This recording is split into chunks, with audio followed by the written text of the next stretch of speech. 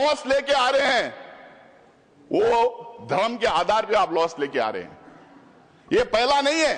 कल कोई CAA NRC की बात कर रहा था, यहाँ अमित शाह जी बैठे हैं, जब उस हाउस में हम लोगों ने सवाल किया था तो इन्होंने बोला था क्रोनोलॉजी से समझिए, ये सिर्फ सीएए नहीं है, इसके साथ एनआरसी और एनपीआर जुड़ेगा। जब इनसे सवाल पूछा गया था तो बोले नहीं, इससे लिंक्ड है।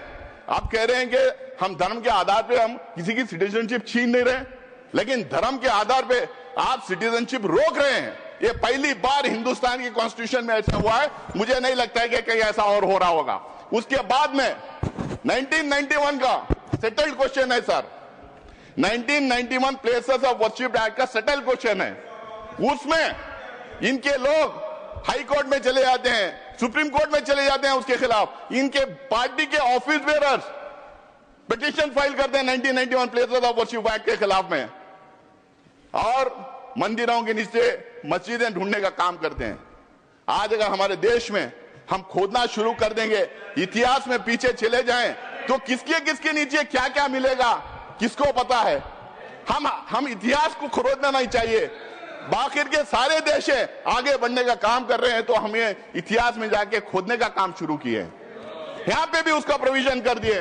आज किरण रिजिजू जी आप यहां कह रहे थे, भाई हम लोगों ने, सर ये कौन है सर? आप बीच में टिप्पणी ना करें। कौन है सर ये? आप बोले इधर प्लीज। जगेश जी सर मैं उस पर आगे आऊंगा। अभी किरण रिजिजू जी ने बताया कि वक्फ का मायना क्या है। सर वक्फ का माना दान है, it as simple as that. Waqf का माना दान है। दान कोई भी किसी को भी कर सकता है। ये बार बार कह रहे थे कि 2013 में एनीबडी कैन डोनेट करके लेके आए। इनको शायद ये पता नहीं, हुजूर मोहम्मद प्रॉफिट मोहम्मद के जमाने में गैर मुसलमानों भी दान करते थे। बहुत इंपॉर्टेंट सेंटर से जहां पे गैर मुसलमानों ने दान किया है। दान के लिए कोई रोक नहीं है। और ये दान का कॉन्सेप्ट सिर्फ हमारे धर्म में नहीं है, हम उसको वक्फ के नाम से कहते हैं, लेकिन दान का कॉन्सेप्ट हर मजहब में है। हिंदूज में है, सिख्स में है, क्रिश्चियंस में है, दुनिया के हर मजहब में दान का कॉन्सेप्ट है। हमारे दान के कॉन्सेप्ट से बनाए हुए इदारों को गवर्न करने के लिए, एडमिनिस्ट्रेट करने के लिए, रेगुलेट करने के लिए वक्फ बोर्ड बना है। ये बात फैलाई जा रही है, क्यों सिर्फ मुसलमानों को वक्फ बोर्ड चाहिए, क्यों हमारा बोर्ड नहीं चाहिए, क्यों सनातन बोर्ड नहीं चाहिए। इतना सोशल मीडिया में इसको फैलाया गया, मुसलमानों को अपील करने के लिए वक्फ बोर्ड बनाए गए। शायद इनको पता नहीं, शायद ये बोलना भी नहीं चाहते। इस देश में एंडोमेंट बोर्ड्स हैं, इस देश में मुजरा डिपार्टमेंट्स हैं, इस देश में हिंदू रिलीजियस प्लेसेस एक्ट्स हैं, इस देश में एसजीपीसी है, इस देश में बहुत सारे स्टेट्स में क्रिश्चियंस के लिए काउंसिल्स और कॉर्पोरेशंस हैं। हर मजहब के लिए है। हर मजहब के रिलीजियस इंस्टीट्यूशंस को गवर्न करने के लिए अलग अलग एक्ट्स बनाए गए। टेंपल ट्रस्ट से, स्टेट से अलग अलग एक्ट्स बनाए गए। आप ये क्यों भ्रम फैला रहे हैं? और ये सिर्फ कांग्रेस का अचानक बनाया हुआ मामला नहीं वक्फ का। आपने अभी कहा कि अंग्रेजों के जमाने में वक्फ को रेगुलेट करने के लिए कई एक्ट्स आए थे, उसको आगे बढ़ाते गए, उसमें अमेंडमेंट लाते गए, उसमें सुधार लाने के लिए कई अमेंडमेंट्स लेके आए। कांग्रेस ने उसको सुधार करने के लिए कई काम किया है। और 1995 में 2013 के एक्ट्स के बारे में बार बार जो बोल रहे हैं, वो बिल्कुल वक्फ बोर्ड को स्ट्रेंथन करने के लिए, वक्फ प्रॉपर्टीज को बचाने के लिए, एंक्रोचर्स को हटाने के लिए, उसमें ट्रांसपेरेंसी लाने के लिए हम लोगों ने वो अमेंडमेंट्स लेके लाए थे, और इनका पूरा सहयोग और सपोर्ट उसमें था।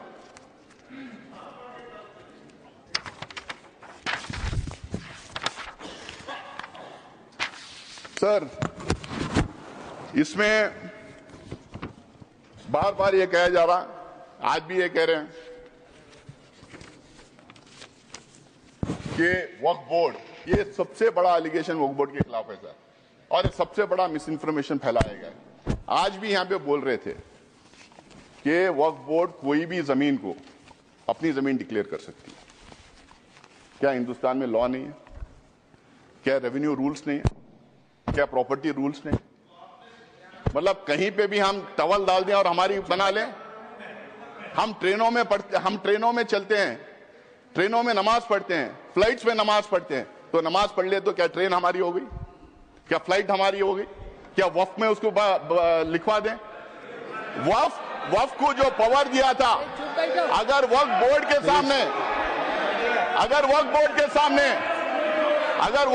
सामने कोई कंप्लेंट आता है, वक्फ बोर्ड के सामने कोई कंप्लेंट आता है तो वक्फ बोर्ड उसकी तहकीकात करती है, उसकी इंक्वायरी करती है, उसके लिए सेट रूल्स हैं। शायद किरण रिजिजू को ये बात पता नहीं कि हर स्टेट उस इंक्वायरी कैसा कराया जाए, हर स्टेट के रूल्स अलग बने हुए हैं।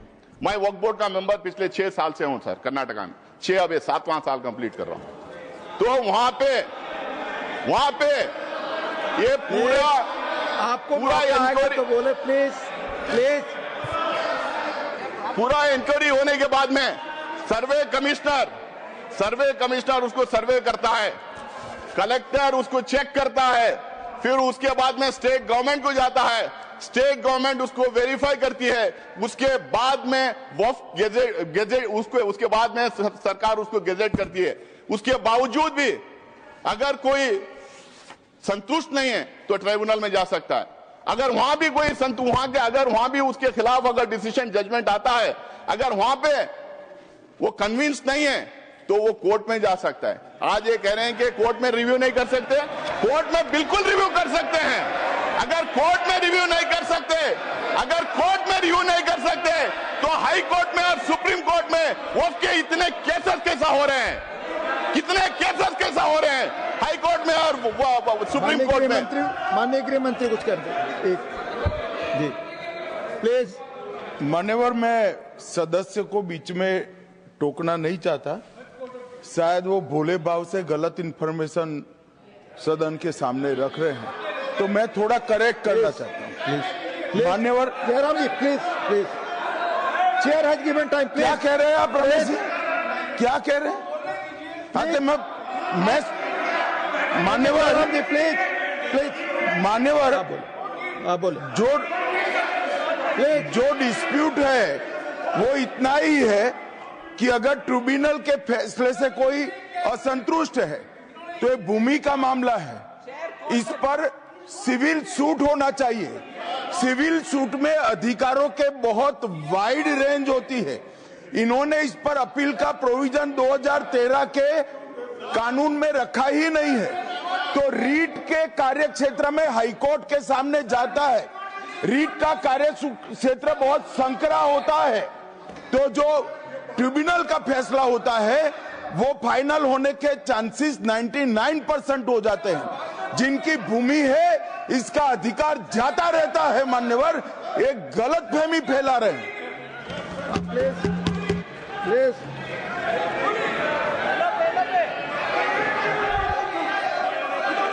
ये आप ही को दे रहे हैं, आप सुनते नहीं सर, आप ही को कह रहा हूं मैं। सॉरी, अब शुरू की।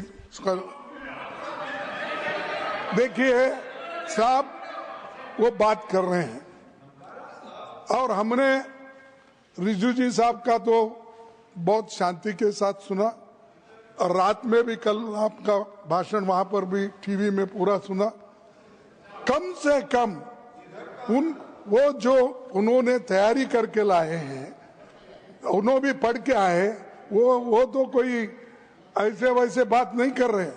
इसके ऊपर गंभीरता से अध्ययन करके वो आए हैं, उनका फ्लो बीच में चले जाता, विचार चले जाता। तो इसलिए मैं आपसे कृपा करके विनती करता हूं, उधर के लोगों को टोकना बंद करने के लिए कहो। जो कुछ कहना है वो अपनी बात उत्तर में कहे, मैं यही चाहता हूं। अब उनको कंट्रोल करिए। Doctor Syed Naseer Hussain please. Sir, tribunal के बारे में इन्होंने कहा, रिजिजू जी ने, कि 2 थे, उन्होंने 1 बढ़ा दिया। 2013 में भी 3 ही थे, 2013 में भी 3 ही थे, 2013 में भी इस्लामिक स्कॉलर डोमेन एक्सपर्ट थे। बल्कि इन्होंने अभी कर दिया कि रिटायरिंग या सर्विंग, पहले हम लोगों ने सर्विंग जज को रखते थे। भ्रम में फैलाया जा रहा था कि वक्फ का ट्रिब्यूनल है, वक्फ कॉन्स्टिट्यूट करती है, लेकिन स्टेट गवर्नमेंट कॉन्स्टिट्यूट करता है, वक्फ बोर्ड नहीं कॉन्स्टिट्यूट करती है। ये भ्रम फैलाया जा रहा है। सर, इन्होंने एक नया प्रोविजन लाया, बोला कि सिर्फ मुसलमान दान कर सकता है, और दूसरी बात इन्होंने बोला कि 5 साल का प्रैक्टिसिंग होना। अब ये तो था पहले, जेपीसी को जाके आने के बाद अब ये कह रहे हैं कि उसको डेमोन्स्ट्रेट करना चाहिए। पहले तो प्रधानमंत्री कहते थे कि हम कपड़ों से पहचान लेते हैं, आप कैसा पहचानेंगे, हम कैसा डेमोन्स्ट्रेट करेंगे, कौन से कपड़े पहनना पड़ेगा, मैं टोपी पहन के जाऊं या दाढ़ी लगा के जाऊं, या कोई मेरे घर में सीसीटीवी कैमरा लगा के देखेगा मैं नमाज पढ़ रहा हूं या नहीं पढ़ रहा हूं, मस्जिदों में सीसीटीवी कैमरा लगाएगा, या और कोई तरीका होगा कि 5 साल प्रैक्टिसिंग मुस्लिम है या नहीं पता करने के लिए, या नहीं। कोई रिजू जी से मैं पूछना चाह रहा हूं, क्या एक दूसरा डिपार्टमेंट है खोलेंगे कि ये आइडेंटिफाई करने के लिए प्रैक्टिसिंग मुस्लिम है या नहीं, और वो जो सर्टिफिकेट देंगे उस पे भी मोदी जी का ठप्पा रहेगा कि ये मुसलमान है या नहीं करके बोल के। हाँ, मोदी जी की फोटो भी लगा देंगे उस सर्टिफिकेट पे। सर वक्फ बाय यूजर की बात, तो सबसे बड़ा मार जो इस बिल में ला रहे हैं वक्फ बाय यूजर, क्यों ये ला रहे हैं सबको पता है। इनकी सारी की सारी जो है निगाह संपत्ति पे है, जमीन पे है, लैंड पे है, धारावी पे में किसको दिया है उन्होंने, करोड़ों के भाव पे किसको दिया। कल मैं टीवी डिबेट पे था, एक जेपीसी की मेंबर थी इनकी मेरे साथ में, वो कह रही थी कि हम लैंड मोनेटाइज करेंगे, तो समझ में आ गया है या नहीं। और वो जो सर्टिफिकेट देंगे उस पे भी मोदी जी का ठप्पा रहेगा कि ये मुसलमान है या नहीं करके बोल के। हाँ, मोदी जी की फोटो भी लगा देंगे उस सर्टिफिकेट पे। सर वक्फ बाय यूजर की बात, तो सबसे बड़ा मार जो इस बिल में ला रहे हैं वक्फ बाय यूजर, क्यों ये ला रहे हैं सबको पता है। इनकी सारी की सारी जो है निगाह संपत्ति पे है, जमीन पे है, लैंड पे है, धारावी पे में किसको दिया है उन्होंने, करोड़ों के भाव पे किसको दिया। कल मैं टीवी डिबेट पे था, एक जेपीसी की मेंबर थी इनकी मेरे साथ में, वो कह रही थी कि हम लैंड मोनेटाइज करेंगे, तो समझ में आ गया मोनेटाइज करके किसको देंगे। तो वक्फ बाय यूजर का मतलब क्या है सर, इस देश में, हमारा देश प्राचीन देश है, इस देश में अलग अलग टाइम अलग अलग धर्म के स्थल बने हुए, हमारे देश में इतने किंगडम्स थे, राष्ट्रकूटा से लेके मौर्य से लेके चेरास, कदम्बास, विजयनगर एम्पायर, अशोका सम्राट का पता नहीं क्या कितने थे, बादशाहें थे, ब्रिटिश गवर्नमेंट थी।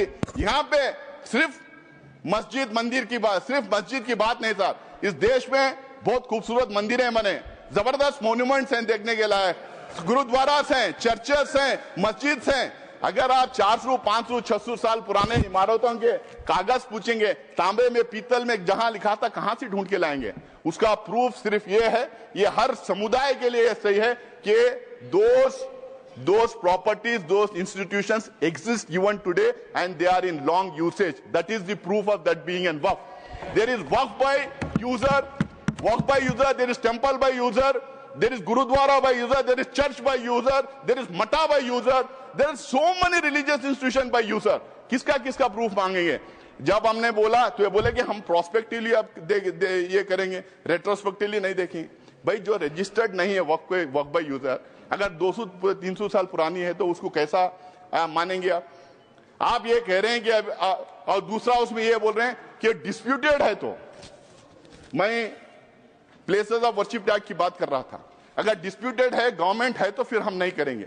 बट डिस्प्यूटेड कैसा है, डिस्प्यूटेड तो एक ही थी, वो बोले थे अयोध्या का मसला छोड़िए बाकी के पूरे इसमें आ जाएंगे। आप कैसा डिस्प्यूटेड, पुराने इदारों के डिस्प्यूट कैसा हो जाएगा। ये खोज रहे हैं बार बार देश में दंगे फसाद करवाने का, ये डिस्प्यूट करना, दंगे फसाद करवाना, अपना वोट बैंक क्रिएट करने की राजनीति कर रहे हैं वक्फ बाय यूजर को निकाल के। और दूसरा अब ये कह रहे हैं कि हम उसको ले लेंगे। अब मेरा टाइम बढ़ाया है, मेरा पार्टी का टाइम लूंगा ऑलरेडी मैं मेरे पार्टी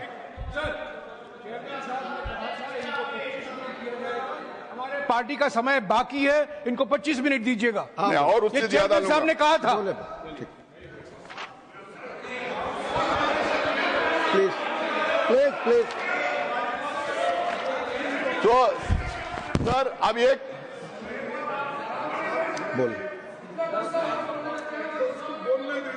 25 मिनट क्या 30 मिनट समय यहाँ 20 मिनट लिखा हुआ है। देखो साहब, मैं 20 मिनट रात के कृपया समय देखे। मैं ऑलरेडी माननीय एलओपी ऑलरेडी बोलने से अतिरिक्त समय दिया मैंने।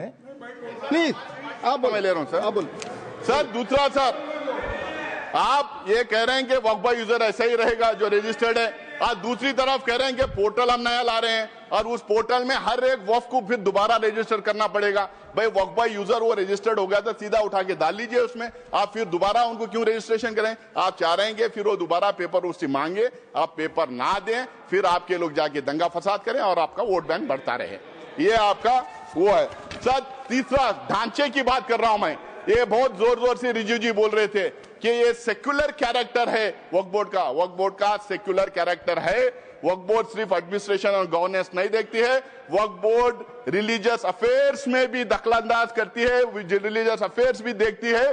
अगर आपको इतना ही है, अगर आप कह रहे हैं, अगर मैं आपकी बात भी मान लो तो मैं आपसे पूछना चाहता हूं, क्या हिंदू रिलीजियस एक्ट के तहत जो इंस्टीट्यूशंस बने, endowment act, Muzrai department, places of Hindu religious places act, SGPC और अलग अलग समुदाय के जो इदारे जो बने हैं, क्या उसमें एक मुसलमान, एक सिख, एक बुद्धिस्ट, एक जैन को आप रखेंगे? क्या मुझे रखेंगे आप उसमें? आप मुझे रखेंगे आप उसमें? ये बिल्कुल मेरे राइट के खिलाफ है। जो कॉन्स्टिट्यूशन मुझे जो राइट देता है उसके खिलाफ है, और इसको लेके काफी जजमेंट भी है। दूसरा सर, मैं उसके सारे को, और ये जो कह रहे हैं, और ये जितने यहाँ पे हैं, यहाँ Bihar Hindu religious trust act, Madras Hindu religious and endowment act, Orissa का, तमिलनाडु का, उत्तर प्रदेश का, आंध्र प्रदेश का, सब में साफ लिखा जाता है कि सिर्फ और सिर्फ हिंदू वहां रहेंगे और कोई और दूसरे मजहब का आदमी नहीं रहेगा। जब वहां पे वो एक्ट में ही है तो यहाँ कैसे आप दूसरे लोगों को देंगे? आप एक्चुअली क्या प्रूव करना चाह रहे हैं? आप लाके क्या हमारे ऊपर भरोसा नहीं? क्या हम काबिल नहीं हमारे इंस्टीट्यूशंस को चलाने के लिए? आप हम लोग को सेकेंड ग्रेड सिटीजन बनाना चाह रहे हैं? हमारे ऊपर स्पाइंग करना चाह रहे हैं आप?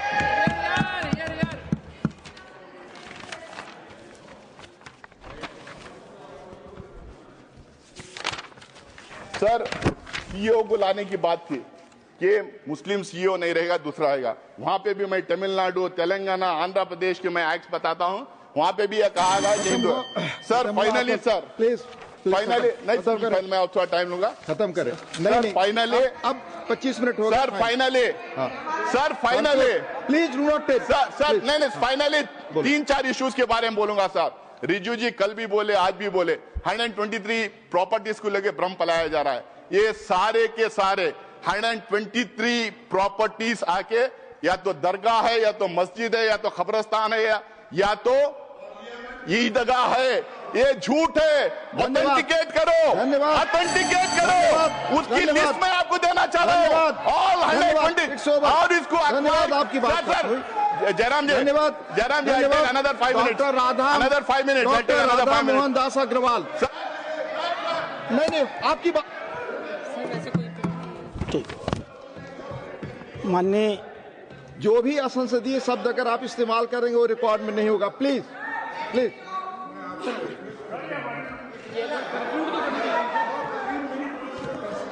जी हाँ, यहाँ जो लिखा हुआ 20 मिनट 20 से 25 हुआ, आपकी पार्टी का समय जाएगा, आपकी पार्टी का समय जाएगा। बोले आप मेरे 2 मिनट पार्टी के समय में दे दो, 2 मिनट में और खत्म करें प्लीज। मैं बोल रहा हूँ 2 मिनट में मेरे पार्टी के समय में 3 मिनट, 2 मिनट में और खत्म करें सर। ये 123 एकर्स, 123 प्रॉपर्टीज जो बिल्कुल रिलीजियस प्रॉपर्टीज है। ये लेफ्टिनेंट दिल्ली जब बना रहे थे, न्यू दिल्ली जब बना रहे थे 1910 में, अंग्रेज गवर्नमेंट ने पूरा का पूरा ये एरिया अक्वायर किया था।